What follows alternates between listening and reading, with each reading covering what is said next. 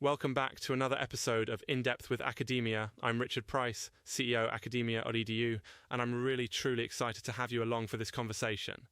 Seriously, thanks for tuning in. I know there are so many podcasts you could listen to, right? Yet here you are. Today we're diving into a piece of academic work by Rafal Reichert, and I want to make it very clear up front. My goal here is to walk you through the paper's ideas neutrally, without any endorsement or criticism. I'm here to help you reflect and make up your own mind. So, the paper we're unpacking today is titled, wait, it's a long one, El poder militar regional y las negociaciones con la corona para mantener las defensas en márgenes del Gran Caribe novohispano durante el reinado de Carlos II. Yeah, that's a mouthful. In English, it would be something like the regional military power and negotiations with the crown to maintain defenses on the margins of the Spanish Greater Caribbean during the reign of Charles II.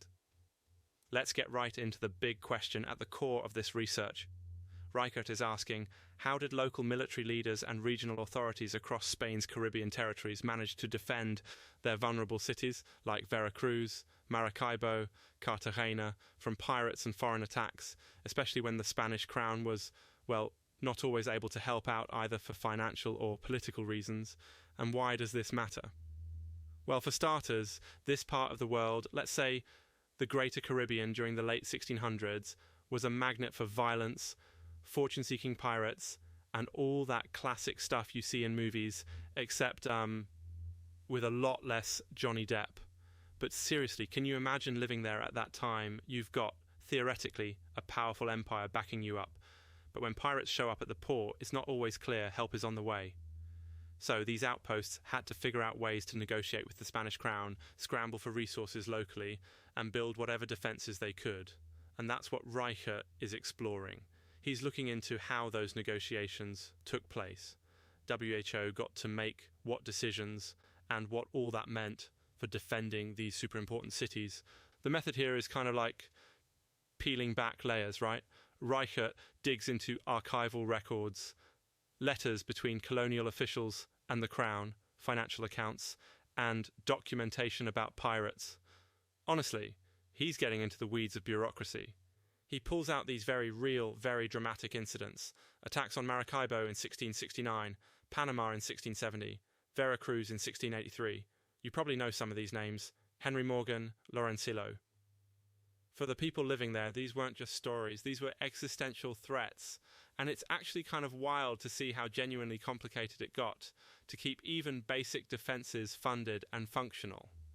Here's one of those insights I found particularly compelling. Not that I'm saying it's right or wrong, but the paper really shows how regional officials, like local governors, military commanders, and even civilian councils, would basically end up in this ongoing negotiation dance with the monarchy. Imagine you're running a city like Veracruz, and the pirates are coming. Do you wait for Madrid to send troops and money, or do you, improvise? Maybe you tax the local merchants extra, or you beg the crown for help, and this part is always wild.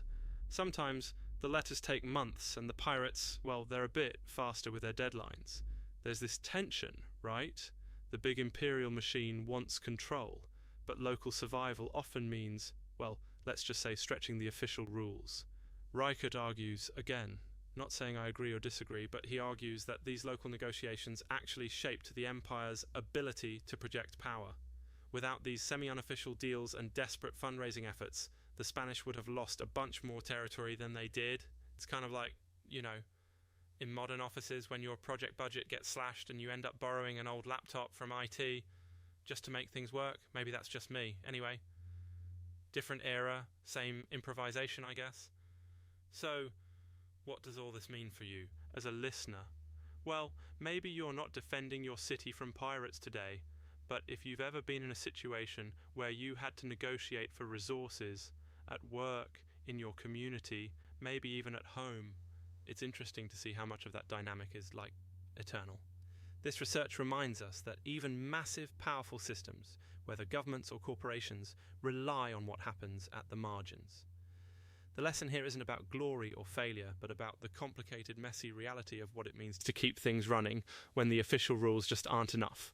By the way, sometimes I wonder what my own ancestors were doing around the time of Charles II, possibly hoping they wouldn't run into pirates. Sorry, just a stray thought. See, that's what happens when you spend too much time reading deeply into archives. But back to the paper, I want to stress again. I'm presenting these ideas from Reichert's research as a lens to think about history, power, and negotiation. It's not absolute truth.